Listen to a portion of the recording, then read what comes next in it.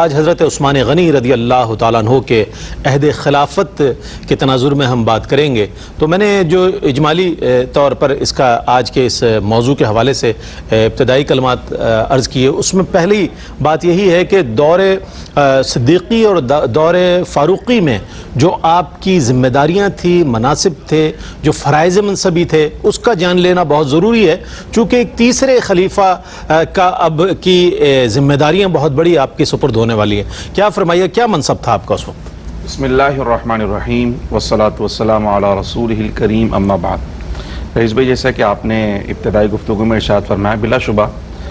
پیارے آقا صلی اللہ تعالیٰ علیہ وسلم کے جو صحابہ کرام ہیں، چونکہ حضور کے صحبت یافتہ ہیں، اللہ اللہ، اور حضور علیہ السلام نے یہ نگینے ایسے تراشے ہیں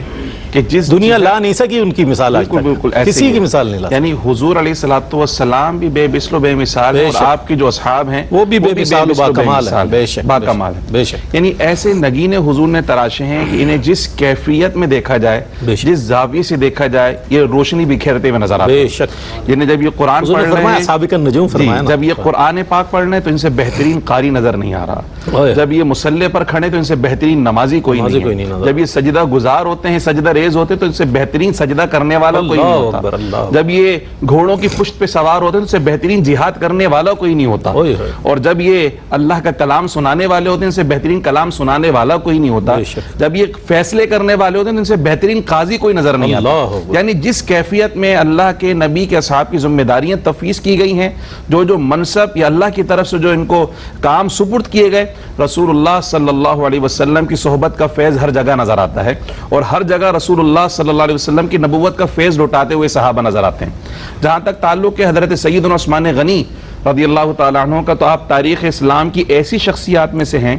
کہ زندگی کا ہر پہلو، ہر گوشہ اور ہر دور نمایاں رہا ہے۔ قبل از اسلام کا دور دیکھیں، اس میں بھی آپ انتہائی شاندار کردار کے مالک نظر آتے ہیں۔ بعد اسلام کی جو خدمات ہیں وہ بھی کسی سے پوشیدہ نہیں ہیں، ہجرت کے بعد کی جو خدمات ہیں وہ بھی کسی سے پوشیدہ نہیں ہیں۔ تو جو شخصیت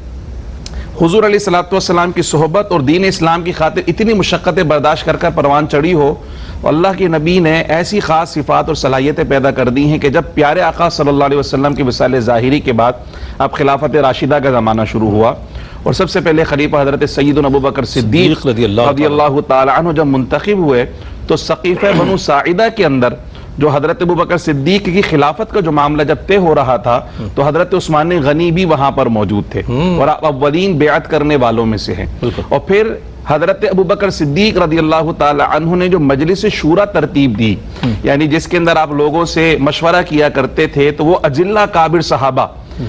جو حضور علیہ السلام کی فیض یافتہ اور قرآن لکھنے والے، قرآن پڑھانے والے، ان صحابہ پر آپ نے ایک مجلس شورا جو مرتب فرمائی، اس میں حضرت عثمان غنی کو ایک نمایاں مقام حاصل تھا۔ یعنی حضرت ابوبکر صدیق حضرت عثمان غنی سے مشورے کیا کرتے تھے، اور جب حضرت ابوبکر صدیق رضی اللہ تعالی عنہ نے اپنے وصال کے ایام میں حضرت عمر فاروق رضی اللہ تعالی عنہ کے لیے اپنی وصیت فرمائی کہ عمر کو خلیفہ بنایا جائے، اور عامت المسلمین نے بھی اس کو قبول فرمایا، تو حضرت عمر کے لیے جو استخلاف یعنی خلافت نامہ لکھوایا گیا، جو وصیت لکھوائی گئی، وہ وصیت لکھنے والے بھی عثمان غنی تھے، اور حضرت ابوبکر صدیق رضی اللہ تعالی عنہ پہ اس وقت سختی تھی، مطلب مرض کی شدت کا عالم تھا، تو غشی بھی آتی تھی، آپ بے ہوش ہو جایا کرتے تھے، یعنی لکھوا بھی رہے تھے اور اس لکھنے کے دوران آپ پر بے ہوشی بھی طاری ہو جاتی تھی۔